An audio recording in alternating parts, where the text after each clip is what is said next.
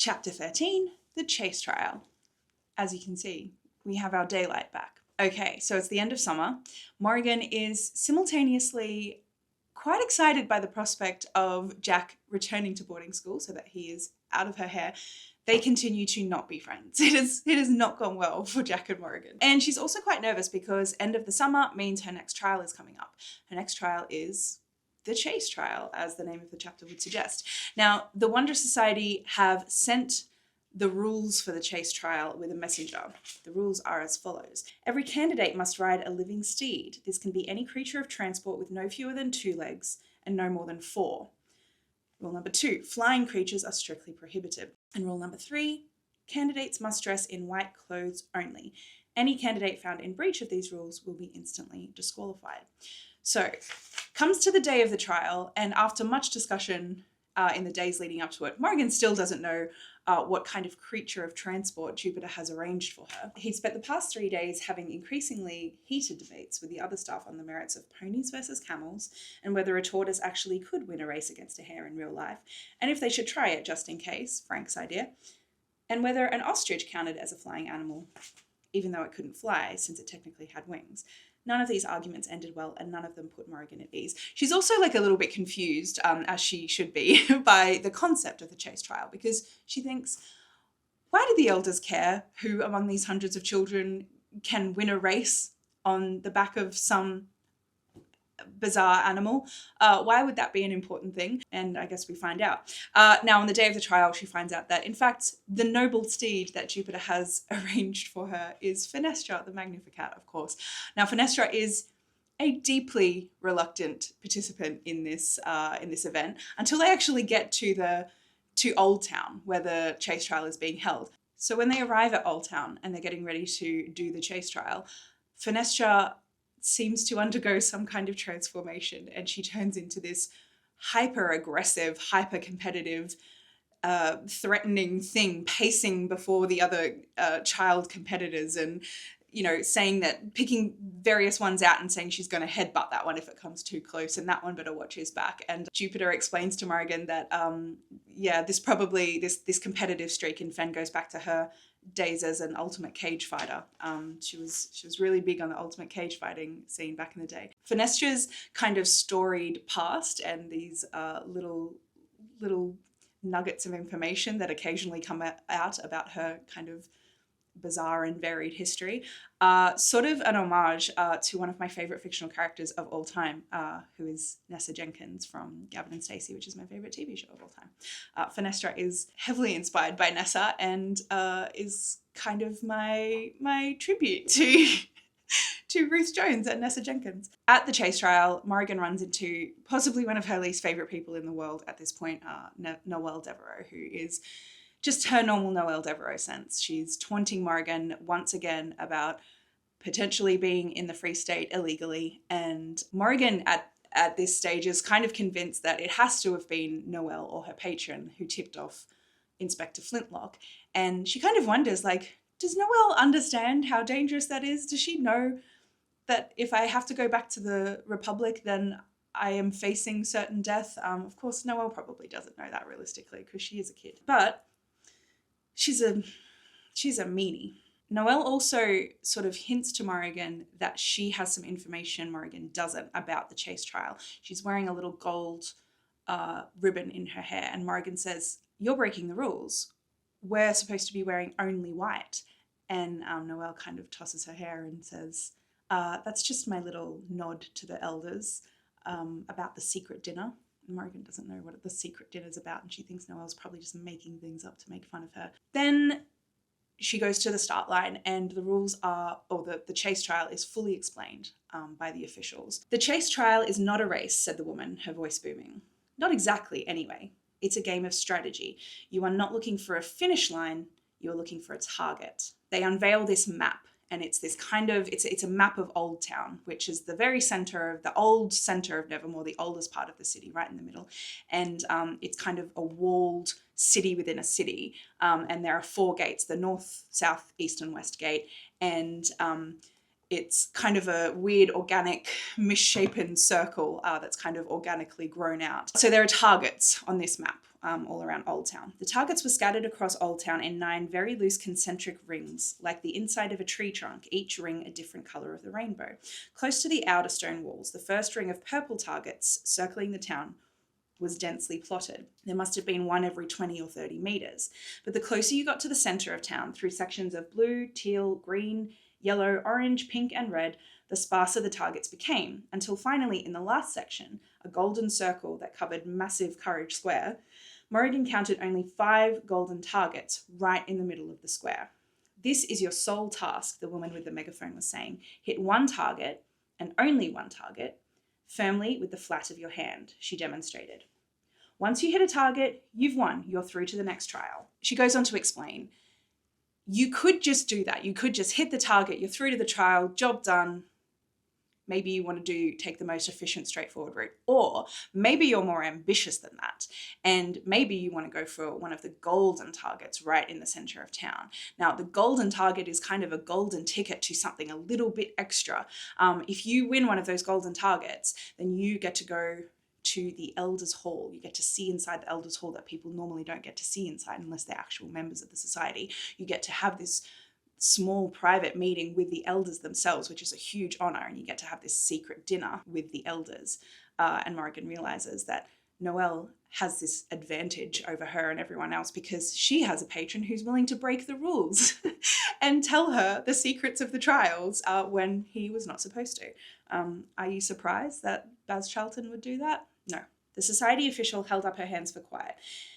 In addition to these 5 golden targets, there are 5 more scattered at random throughout the Old Town. However, there's a twist. These 5 will look like ordinary coloured targets. It's a lottery. You won't know you've got a gold target until after you've hit it. So it's a game of chance. It's a game of strategy. It could just be a game of tenacity and are you the most straightforward, efficient person that's just going to go do the job, get through to the trial. It's not just the straightforward race that Morrigan was sort of expecting. After the officials have explained the chase trial, everyone lines up at their starting points and Jupiter comes and he has some very important advice for Morrigan and Fenestra. He says, forget the golden targets. You don't need a secret dinner with the elders. Don't worry about it. Just get a green target. Skip the purple and blue in the outside because they will be chaos. Everyone will be going straight for the closest target. You need to just keep going, but stop at the green ring of targets, get a green target. It's really good advice. It's really good advice. They don't take the really good advice. Well, Morrigan takes the advice. Fen doesn't take the advice. Side note, at the start line, Morrigan overhears Noelle having a conversation with her patron. And she doesn't hear much, but she does hear the word Roderick. That will become important later. It starts. Morrigan is terrified. She says to Fen just before the klaxon goes off and the chase trial begins, Fen, what if I fall off? And Fen, classic Fen, says, you'll get trampled and die, so don't fall off. And then she sort of softens and says, hold on to my fur. Like, don't kick me, but you can dig your knees in and hold on to my fur if you need to. Morrigan says, what if I accidentally pull some of your fur out? And Fenestra says, as you can see, I have plenty. So Fenestra really does have a heart of gold, even though she has this slightly terrifying exterior. So the chase trial begins, as Jupiter predicted. The purple and blue rings of targets are chaos. They're exploding left, right, and center. Fen keeps going and she's running for Mayhew Street, which is where he said to run for. He said, go to the green, turn onto Mayhew, get a green target, job's a good one. They get to Mayhew Street though, and Fen just keeps going.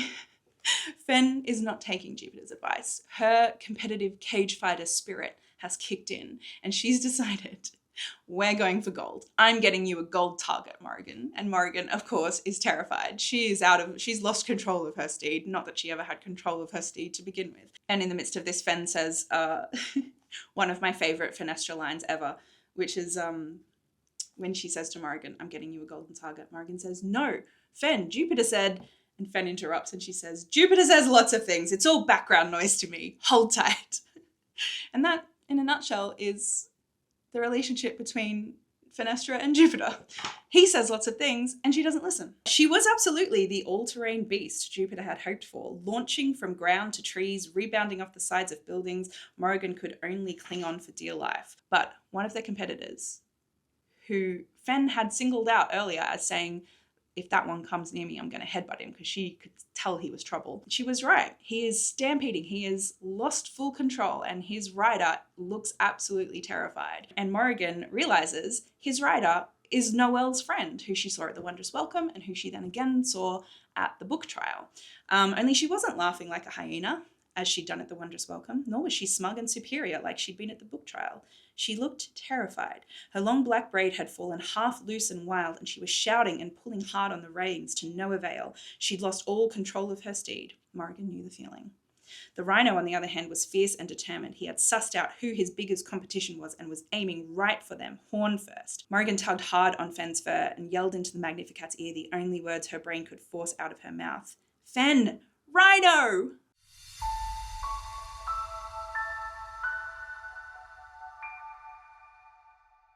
Chapter 14, A Most Noble Steed. We are in the thick of it now. This rhino is coming right for them. Fenn does not look back. She picks up speed. She begins weaving left and right, and she's dodging out of the way. She runs faster and faster. She is widening the gap between them and the rest of the candidates behind them. But the rhinoceros is very close on their tail. He has singled Fenn out as his competition, and he is trying to run her down. Suddenly, he's thundering along beside them. The girl on the rhino screams. She is clearly, this is not her doing. It is, the rhino has a one-track mind, and he wants to take Fenn out. And he keeps ramming into them, and so the only thing that Fenn can do is swipe, and she swipes with her big claws, and she slices him across his face. And of course, the rhino stumbles, falls, throws his rider off. She is on the ground. The rhino is bellowing and running away in pain or in fear from Fenn's swipe. And the rider, Noelle's friend, is just left in the middle of the street, and there is a wall of competitors on their steeds coming towards her, kicking up dust. And Fenn is running towards Courage Square, and Morrigan can see in the distance, it's so close now, and they are far ahead of everyone in the race. She sees Courage Square, she sees the fish fountain in the center, and she sees those 5 gold targets. Now they can just barrel onwards, and they will win, and they will get a gold target and and Morrigan will get to go to the secret dinner. But she looks back and she sees this girl who is about to be trampled, and she says, "Fenn, we have to turn back." And of course, Fenn says, "Do you not realize this is a competition?" But even as she's saying it, Fenn is doing the right thing, and she's turning back in a wide circle. They run back and they scoop up this girl. Fenn throws her onto her back. She lands in front of Morrigan, and the crowd just screams past them. And Morrigan's heart sinks, and she thinks, okay, well, there goes that. But, maybe we can circle back. Maybe there's still a green or yellow target that I could find, even as she watches everyone else barrel towards these gold targets. And Fenn says, "Get a grip." And Morrigan says, "But I can't just give up, Fenn." And she says, "No, get a grip of my fur. We're still going for a gold target." And Fenn absolutely legs it, and she's jumping and landing in the gaps in this massive crowd, and the scene is apocalyptic. All of these kids and their steeds are just barreling for this golden fountain. The ones who have already reached it are splashing through, and they're trying to climb up the fish statue to get that last golden target that still hasn't been touched.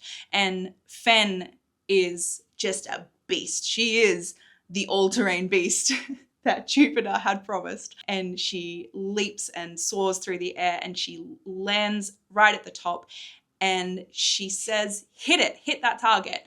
And Morrigan reaches out to hit it. But Noelle's friend that they've just picked up is sitting in front of her. She's closer to the target. She's recovered from her shock, and she's climbing over Fenn's back, and she reaches up and she hits the target, and she is covered in gold. And all of that gold misses Morrigan completely. After the race, Morrigan and the other girl are talking to an official and battling it out for who should have won that golden target. The official says, "Who hit the target? Who was riding the big cat?" And at the same time, Morrigan and this other girl said, "I did," and they glare at each other.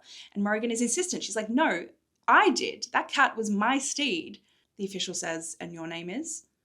"Cadence," interrupted the other girl. "My name is Cadence Blackburn, and I rode the big cat. I hit the target."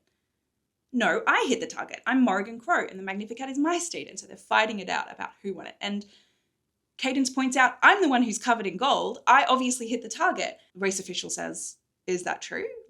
And she's like, yeah, well, she was sitting in front, but she was only there because we went back to rescue her. Like, she can't get it on a technicality. We went back to save her. This is ridiculous. And here's a really important bit of information that Morrigan and the reader needs to know about the Wondrous Society.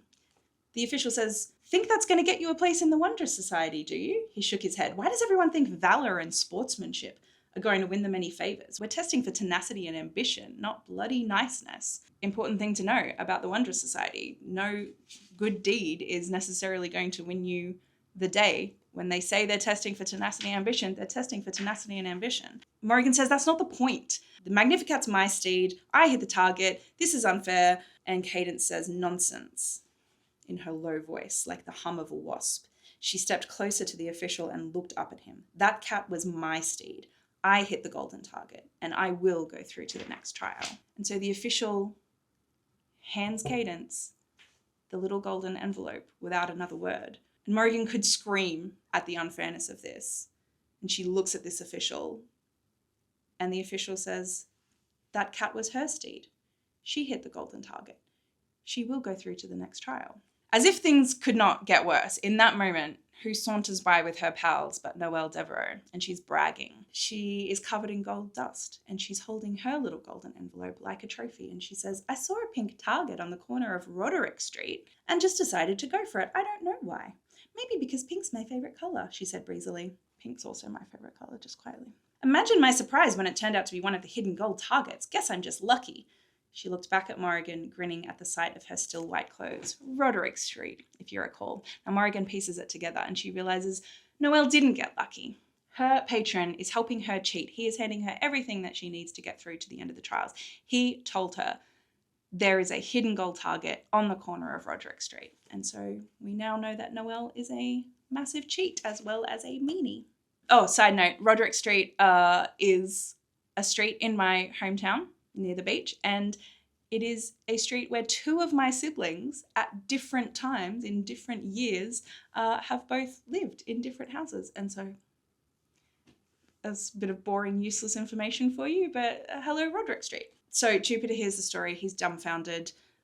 Fenestra's furious. She wants to go and eat the official that gave the other girl the envelope. But Jupiter is suddenly panicked and he's like, we've got to go. We've got to get out of here, because he has seen that there is a group of officers in brown uniforms from the Nevermoor police force, and they're coming towards them. And of course, Inspector Flintlock has his hands out and he says, I'll be seeing those papers now, Captain North.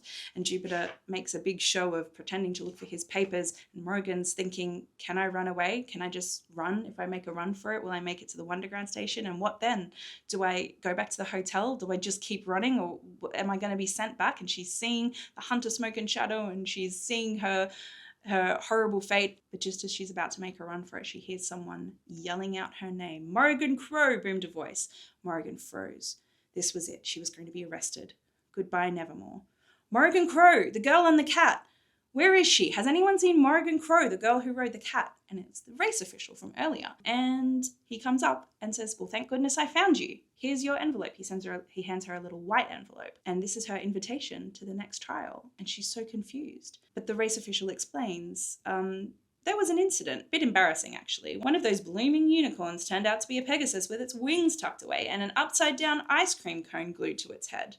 Can't believe we didn't spot that earlier. Very cruel to the poor thing, of course, and totally against the rules. Even if they weren't using the wings, the rule book clearly states that no flying animals may be used in the chase trial. Anyway, that candidate's been disqualified, which means a place has opened up, and, well, due to the unusual circumstances surrounding your well, we thought it was only fair. Congratulations. And so she has escaped her fate at the hands of the stink.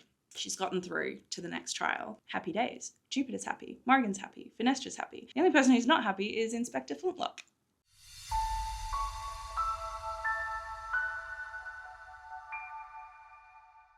Chapter 15, The Black Parade. We are skipping forward in time through the autumn, and we are now at Hallowmas, which is what they call Halloween in Nevermoor. Morrigan and Hawthorne are at the Hotel Deucalion. They are killing time in the music salon waiting for the Black Parade to start at midnight. And we will come to the Black Parade a little bit later. They're playing poker or they're playing what they understand as poker, and they have no idea what poker is. They're just making up the rules. This is one of my favorite little exchanges with Morrigan and Hawthorne, because it really does highlight that although they're competing in this really important competition to get into this very prestigious society, and although quite a lot of scary things happen to them in this book, they really are just two 11-year-olds who don't know what they don't know. Morrigan arranged her cards in a fan on the table. Poker! Hawthorne examined them. That's not poker. Yes, it is. Look, the Queen of Diamonds was out in the park one day walking her dog, Jack of Diamonds. She met the King of Hearts and they fell in love. They were married 6 of Hearts weeks later and had 3 of Diamonds children and lived happily ever after. She grinned triumphantly. Poker! Hawthorne groaned and slapped down his cards. That is poker! You win again! He pushed the large pile of Halloumi sweets over to her side of the table. Frank is entertaining people. Frank, it turns out, is not just a party planner. He also nurtures a secret desire to be a performer. And there are times when he likes to get up and sing for the guests of the Deucalion. And he's singing this scary song about his sweetheart being a garrotter. And it's very, very silly. He starts taking requests and someone says, sing something scary. Sing about the Wondersmith. And Morrigan's like, oh, the Wondersmith again. Like, what is this all about? And Hawthorne is shocked. He says, you don't know about the Wondersmith? And Frank hears it from across the room. And he's like, can it be a child who does not know about the Wondersmith? And so Frank decides he's going to sing a scary song all about the Wondersmith. But he gives this very dramatic introduction first. Who or what is the Wondersmith? Frank began. Is he a man or a monster? Does he live in our imaginations, or is he lurking in the shadows, waiting to pounce? Frank lunged at a group of women who shrieked, first with fright and then with laughter. Is he human, or is he a savage animal who will tear through the realm with talons and teeth until he has consumed us all? He's a very good showman. Here he paused to bare his own impressive fangs, and there were gasps and giggles around the room. The Wondersmith is all of those things. He is a phantom that lives in the darkness, watching, always watching, biding his time until the day when we have let down our defenses, when we are not expecting him, when we have almost forgotten he existed. Frank grabbed a candle from its holder and held it under his chin so that his face was eerily lit by the glow. And that is when he will return. Now, Dame Chanda and Kedri, the concierge, are sitting nearby, and they kind of scoff and roll their eyes at this and sort of say, oh, such nonsense. And Morrigan says, is it? So the Wondersmith isn't real? And Dame Chanda says, oh, the Wondersmith is real, but I wouldn't ask that sharp-toothed showboat about it. He wouldn't know the real Wondersmith from a potted agapanthus. He thinks it's funny trying to scare people. And so with a little bit of questioning, Dame Chanda and Kedri explain to Morrigan all about who the Wondersmith is. And so we finally find out who is this spectre of the Wondersmith that is hanging over Nevermoor. Now, Frank is being silly, of course, says Dame Chanda, but he poses an interesting historical question. Is the Wondersmith a man, or is he a monster? Certainly he was once a man. He once looked like a man, although almost all photographs and portraits from his younger days have been destroyed.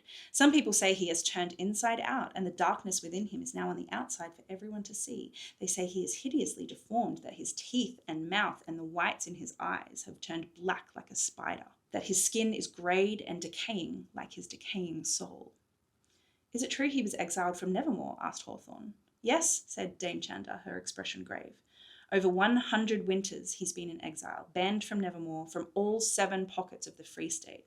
To this day he is kept out by the force of this great and ancient city, by the combined efforts of the Royal Sorcery Council and the Paranormal League, by our protective borders which are manned by the ground force and watched over by the sky force and patrolled by the stink and spied on by the stealth and probably by dozens of other secret organizations that exist only to protect us from the Wondersmith. Thousands of men and women all working constantly, 24 hours a day, 7 days a week, for more than 100 years, all to keep one man out. Morrigan swallowed. Thousands of people just for one man? Why? What did he do? He was a man who became a monster, lass. That's what he did, said Kedri. A monster who made monsters of his own, who was so brilliant, so talented and twisted that he decided to play God. He built a great army of fearsome creatures with which he planned to conquer Nevermoor to enslave the people of our city. Why?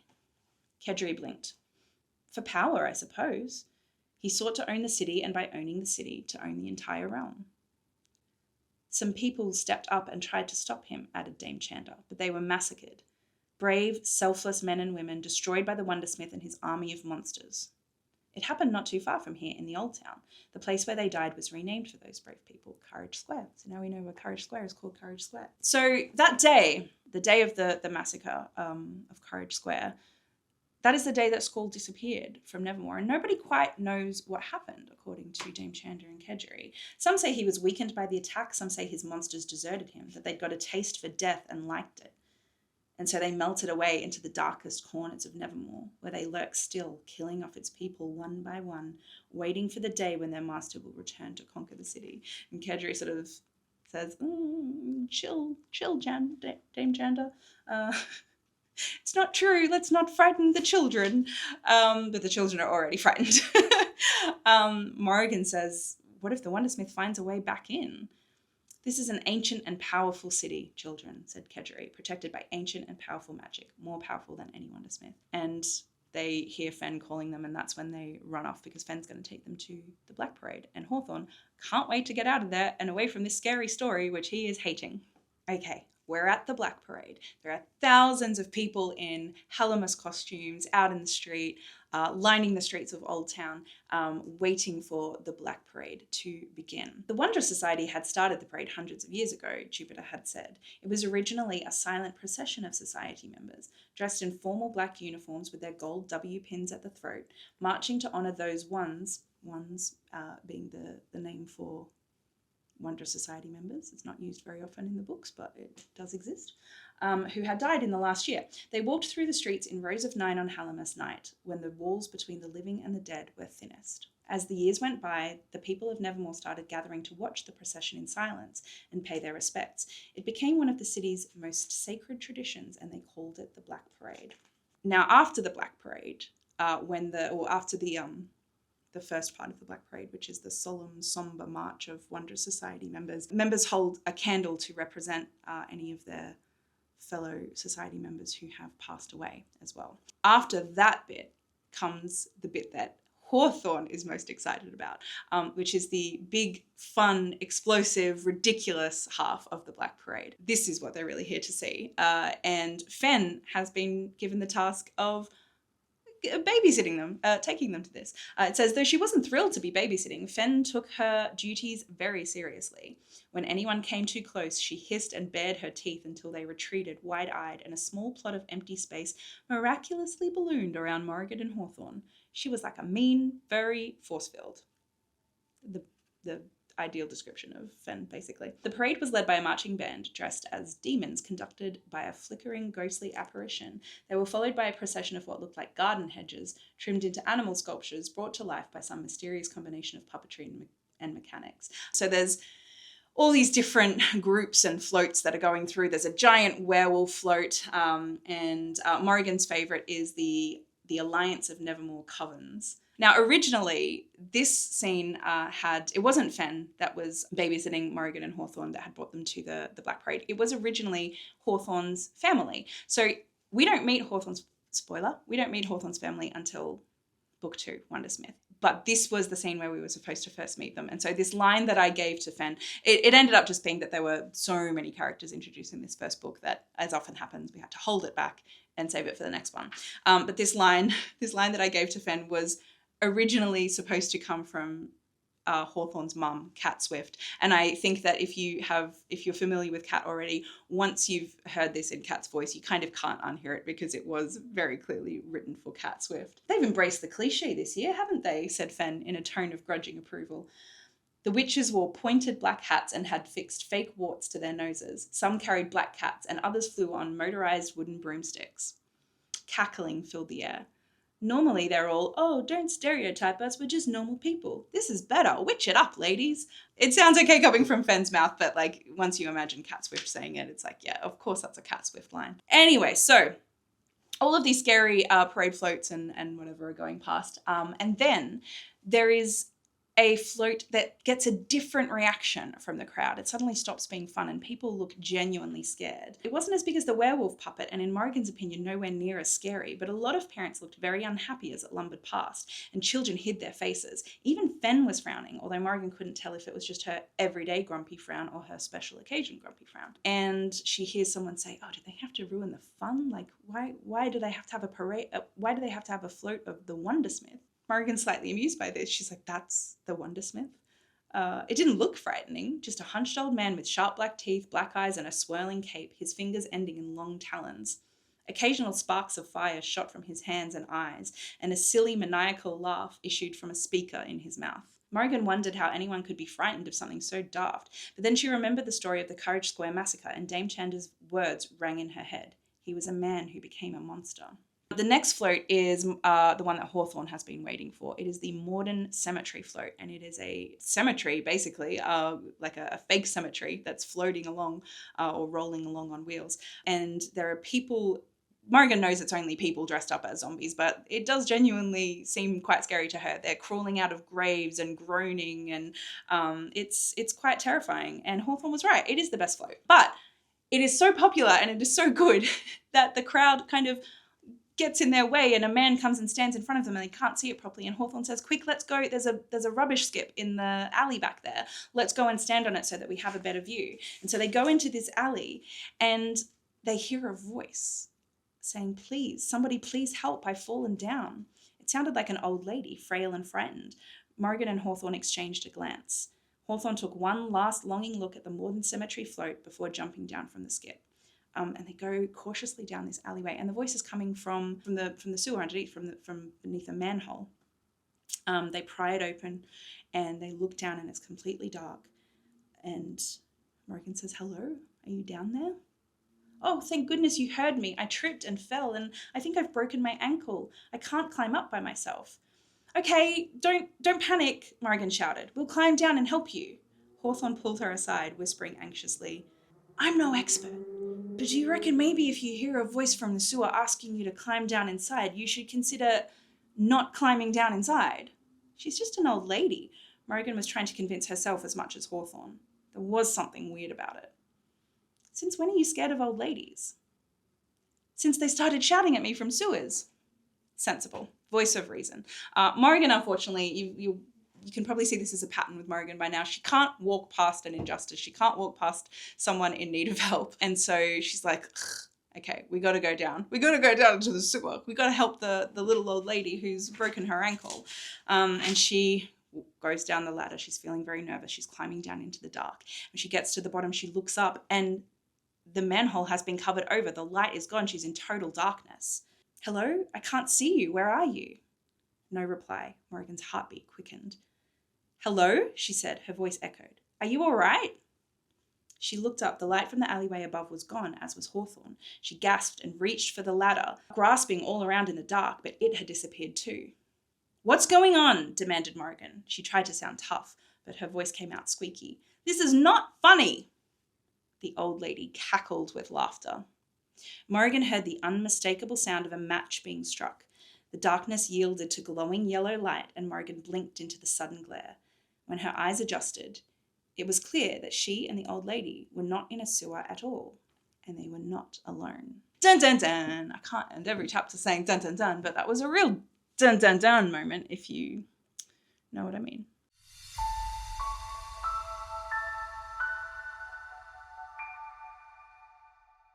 Okay, last chapter for this week. Chapter 16, Follow the Glow. Morrigan is in the darkness and she is surrounded by these faces, these women who are around her in a tight circle. And they say, "We are the witches of Coven 13. We are the eyes that have seen the unseen. We are the voices of those who don't speak. We will distinguish the bold from the meek." They were 7, but they spoke as one, a mix of young and old, with not a pointed black hat or warty nose among them. They wore long-sleeved black dresses buttoned all the way up to their necks, with their hair pulled back tightly, and netted black veils overshadowed cruel faces. This, Morrigan realised, must be what real witches looked like. She didn't like them much anymore. So the witches of Coven 13 present Morrigan with her task. In creepy, rhyming unison, they say, 2 frights befall you this All Hallows Eve. 1 to be seen and 1 to believe. Flee if you must. charge if you dare, or follow the glow and you might have a prayer. And they hand her a little note from the Wonder Society, of course. Morrigan reads the card inside. It says, "Welcome to the Fright Trial. You may turn back now and withdraw from the Wonder Society entrance trials if you wish. If you continue, we accept no responsibility for the consequences. Choose wisely." Something pings in the back of Morrigan's memory. She remembers Jupiter describing the Fright Trial as the nervous breakdown trial, and she thought this was the one that they got rid of years ago. The witches continue. "We are the witches who'll settle your fate," they chanted. "We know the terrors and dread that await. Be wise and turn back before it's too late. Or if you dare, open the gate." And two lights appear in the darkness. One illuminates the ladder that she just came down, so she can go back to the noise and safety of the Black Parade if she chooses. But, of course, she knows that she can't. She has to keep going in the entrance trial. She can't back down now because the fate that awaits her is so much worse than anything that the Fright Trial can possibly hold, because she would have to go back to the Wintersea Republic and face the Hunt of Smoke and Shadow. And so, of course, she goes through the gate, which is lit by a little candle, and she emerges outside in the night air. She is in Morden Cemetery, the real Morden Cemetery. And she is surrounded by real zombies, not just people dressed up in costumes. And she's fighting them off, and it's disgusting, and she has to rip one off, grabs her leg, and the glistening grey flesh comes off. So these are really real zombies.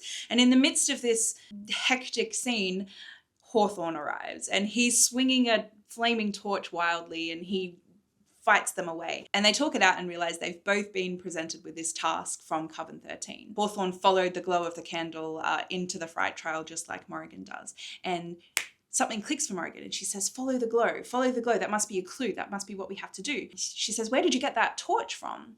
And Hawthorne points up to the hill at a crypt. He says, up there underneath the angel statue. And then he realizes the angel was holding a candle. And Morrigan puts it together. She's like, follow the glow and you might have a prayer. That was the clue. Prayer, angel, candle. They run up to see this angel. They're trying to figure out what their next move is. And then Morrigan sees that the angel is pointing down at a freshly dug empty grave. And she has the most terrible idea, and acting on impulse to get away from these chasing zombies, she grabs Hawthorne and they jump into this dark, empty grave. And they fall and fall and fall, screaming all of the way. And they don't land at the bottom of an empty grave. They instead land in a beautiful garden. Morrigan got up and dusted herself off. They were in a garden courtyard surrounded by 20-foot-tall hedges. Tiny golden lights twinkled amongst the foliage. At one end of the courtyard, a pond burbled pleasantly. At the opposite end, an apple tree had dropped its mottled red harvest on the ground. To their left, a natural archway in the hedge led to a dark, foggy path. To their right, a wooden gate was ajar, shining a beam of pale, silvery light into the courtyard. Where are we? Hawthorne asked. The air was richly autumnal. It smelled of rain and chimney smoke and decomposing leaves, of apples and beeswax. The moon seemed brighter and yellower here. It was as if someone had taken the autumn night and turned it up several notches. Everything was just a bit more, which of course signals to Morrigan that they are inside the grounds of Woonsock, where the Woonsock weather phenomenon means that whatever's happening outside, inside is just a bit more. And so there are these 4 points: the apple tree, the pond, the arch in the hedge, and the wooden gate. And each of them have a candle, and they put together that they are supposed to follow, they're following the glow, right? So they've got to follow a candle. The problem is they can't decide which one they're meant to follow, because Hawthorne instinctively, intuitively says, no, we have to follow the tree. We've got to climb the tree, obviously. We've got to get the candle at the top of the tree. And Morrigan's like, are you crazy? Why would we do that? We clearly have to follow the glow of the candle that's in the pond. And they both just are absolutely adamant that that's what they're going to do. And they're arguing it out, and they decide to do rock, paper, scissors. And then a voice comes from the darkness. Someone says, are you two completely stupid? And Morrigan sees that this voice belongs to Cadence Blackburn, who, of course, we already know from the chase trial and the book trial and the wondrous welcome. And she thinks that the witches of Coven 13 must have pulled her straight out of bed because she's in her dressing gown. Morrigan says, what are you doing here? What do you think? Said Cadence Blackburn, rolling her eyes. Fright trial, same as you.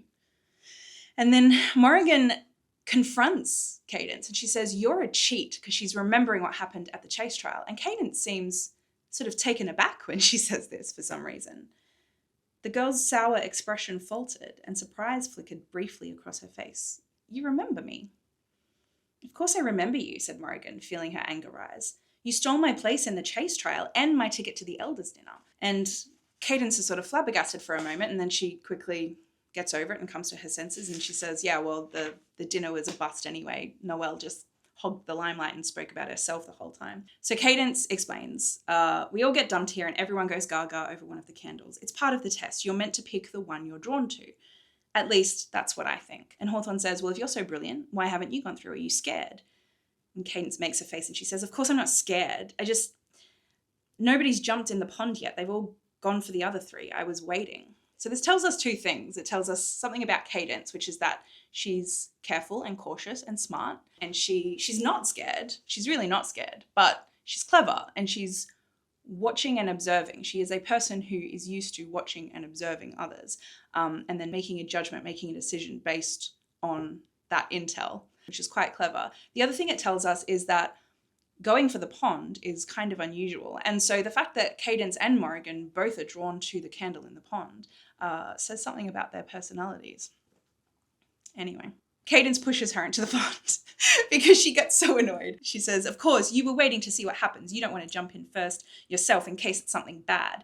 You're a cheat and a coward. Well, I don't care. I'm not afraid, Morrigan lied. She stepped to the edge of the pond, clutching the hem of her dress to stop her hands from shaking. Hawthorne, she said, squeezing her eyes shut, hoping she sounded more confident than she felt. You climb the tree, I'm jumping in the water. And then she says, on the count of 3, 1, and before she can count, Cadence pushes her in, which I think is hilarious. But I love Cadence. I have a real soft spot for Cadence, so I think anything she does is hilarious, quite frankly. When Morrigan emerges from the water, so first of all, she feels like she's going to drown.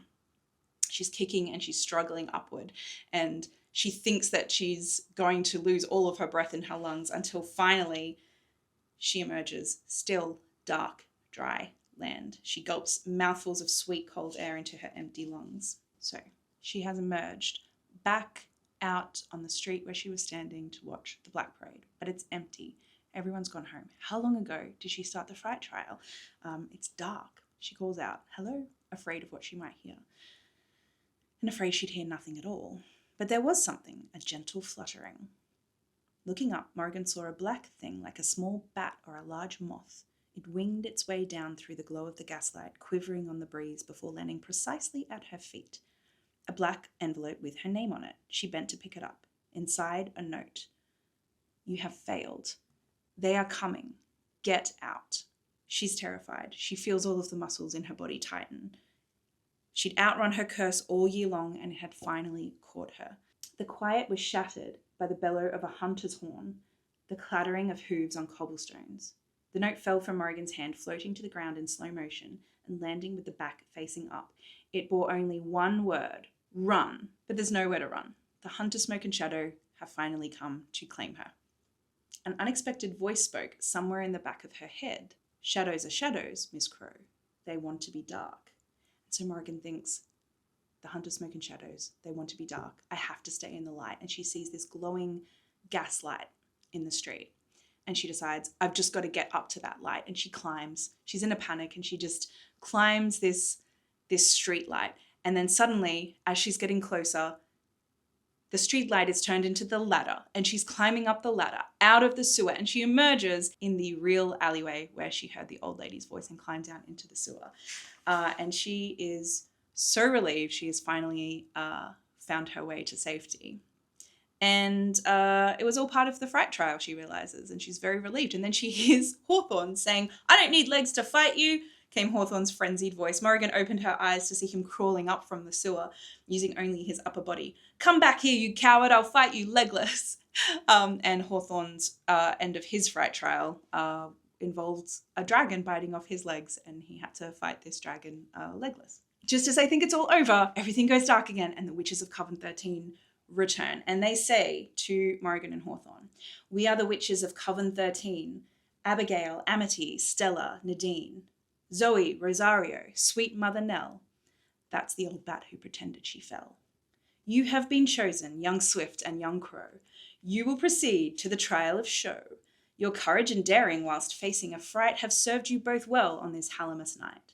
So go with our blessing, go without fuss, and enjoy 10% off at Cauldrons R Us. The witches handed them each a voucher for a magic supplies shop and an ivory envelope, inside which was an invitation to the final trial, the show trial, to take place at the Trolloseum Arena on the 5th Saturday in Winter of One. And so Morrigan has made it. She's made it to the destination she was hoping for all year long, just as Jupiter promised. And now she realizes she just has to trust him. She's done everything that she can, and the show trial, that's his thing, just like he said. And, of course, it sounds easy in theory. So Hawthorne and Morrigan, victorious, return to find Fen in the Black Parade because they know that she must be worried about them by now, and she's probably going to wreak some kind of revenge on them for running away. And as they're going, Morrigan thinks aloud, I wonder if Cadence ever left the courtyard. And Hawthorne says, who?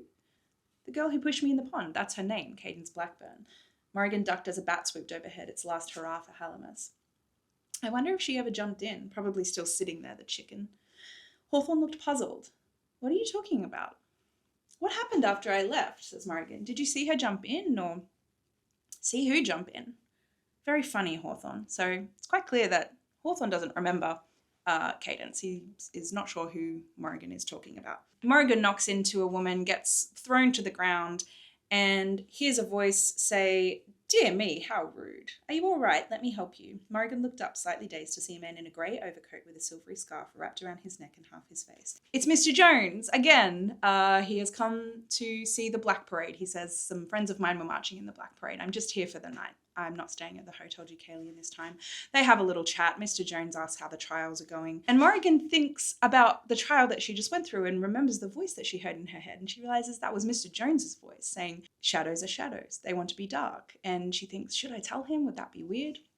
Hawthorne is very eager to get back to Fen because he doesn't want to get in trouble. Who would want to get in trouble from a giant talking cat? When they go back and find Fen, it's revealed that Fen knew exactly what was happening. She's like, why do you think I ignored it when you tiny reprobates ran off? She knew that they were about to do the fright trial. And Hawthorne asks about who the weirdo in the grey coat was. And Morrigan says, he's not a weirdo, he's nice. He's Mr. Jones. He's the assistant of one of the people who bid on me on bid day. And Hawthorne is quite surprised to learn that Morrigan had multiple bids. She had 4 of them. He's quite shocked. He says, whatever your knack is, it must be really good. And he asks, what school did the grey weirdo come from? Morrigan frowned. He's not from a school. He's from a company called Squall Industries. And don't call him that. He wanted you for an apprenticeship, this Jones bloke. No, said Morrigan. It was his boss who bid on me, Ezra Squall. Fen tells them to stop dawdling, and she says, what are you talking about back there? And Hawthorne says, Ezra Squall. Ezra Squall, Fen nearly choked. Haven't heard those 2 words in a long time. How do you 2 know the name Ezra Squall? How do you know Ezra Squall? Asked Morrigan. Is he a friend of yours? Fen looked deeply offended. Is that supposed to be funny? No, the evilest man who ever lived isn't a friend of mine, thanks very much, she snapped. The evilest man who ever lived? Asked Morrigan. What are you talking about? Fen says, shut up about Ezra Squall. It's not funny to joke about being friends with the Wondersmith. And this is where we realise that the man who bid on Morrigan, Ezra Squall, is the horrible, scary Wondersmith that everyone is terrified of. When they get back to the Hotel Deucalion, Morrigan and Hawthorne are reeling from this news. And Hawthorne says, it might be a different Squall. Morrigan snorted. Yeah, I bet there are loads of Ezra Squalls around. And she says, I'm such an idiot. Mr. Jones told me. He said that Ezra Squall is the only person with the ability to control and command wonder. That's it, isn't it? That's what a Wondersmith is. Why does the evilest man who ever lived want me as his apprentice? Does he think that I'm evil too? And she starts to think, is this what the curse is? Everyone used to say it, I'm cursed. Does that mean that I'm also evil? And Hawthorne he's such a good hype friend. And Hawthorne's saying, no, of course you're not evil. You would be rubbish at being evil. She says, why does the most evil man who ever lived want me as his apprentice then? And Hawthorne says, why don't you ask Jupiter? And she's really reluctant to do that. She says, Hawthorne, if I don't get into the society, they're going to kick me out of Nevermoor. And the hunter, smoke and shadow will be waiting, she thought, but she couldn't bring herself to say the last words out loud. Hawthorne looked aghast. Do you really think Jupiter would... I don't know, said Morrigan honestly. Jupiter had chosen her, rescued her and defended her, even though she was cursed. But if he knew that the evilest man who ever lived had chosen her too, Would that finally be enough to change his mind? Morrigan didn't want to find out. And Hawthorne is galvanized by this. He is not going to let anything happen to his best friend. He is not going to let them kick her out of Nevermoor. He says, okay, we just need a plan. How about this? If you see Mr. Jones again, we'll tell Jupiter everything. Everything. If not, we'll wait until after the last trial, once we're both members of the Wondrous Society and nobody can possibly send you back to the Republic, and then we'll tell him, okay? And Morrigan feels really guilty about keeping this secret from Jupiter, but she is so relieved to hear her friend say we instead of you. She says, okay, fine. But until then, and Hawthorne says, I won't tell a soul. And he sticks out his pinky finger, looking worried but determined, and Morrigan hooked it with her own. Promise.